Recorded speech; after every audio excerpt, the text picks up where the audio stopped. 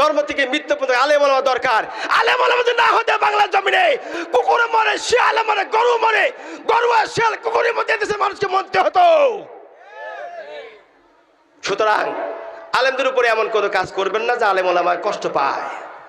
মসজিদ ইমামরা কয় টাকা বেতন দেন? 2000, 5000, 10,000 এর বেশি নয়। তাও 3 মাস 9 মাস বাকি। এ কথা বলছে না কেন? একবার 10 বার চাইতে গেলে কয় কেবল মাস টাকা দিলে হনি মাস পুড়ে গেল আবারও। আলেম ওলামা সামান্য বেতনে চাকরি করে, এর উপর অত্যাচার করা ঠিক নয়। কওমি মাদ্রাসার হুজুররা তলবুল ইলম যে ছাত্রদেরকে মানুষ করতেছে কত কষ্ট করে, হারে আপনাদের সন্তানদেরকে ধরে ধরে নিয়ে যায় মানুষ করতে। আপনার সন্তান দেন কওমি মাদ্রাসার কওমিপন্থী হোক, আলেম হয়ে এবার আসুক। আপনার ঘরে জঙ্গি পয়দা হবে না, শাহজালাল, শাহ মাকদুম, শাহ ওলিউল্লাহ পয়দা হবে, ঠিক কিনা?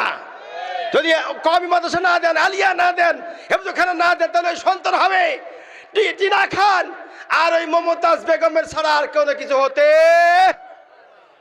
পুষ্যে হান্নান তৈরি হবে। পেটরা থেকে বাড়ি করে ডাকছে, হেদিকেও নাই হেদিকেও নাই, বিটির হেদিকে কাপড় নেই ওদিকেও নাই, সবই খোলা। এটা কোনো রকম ঢেকে ঢুকে আইতেছে। ওর পেটে আবার পুষ্যে হান্নান হবিলে হবে কি? রাবিয়া বসরি, হাসান বসরি হবি কি? ভাই কথা শুনে রাগ করতেছেন?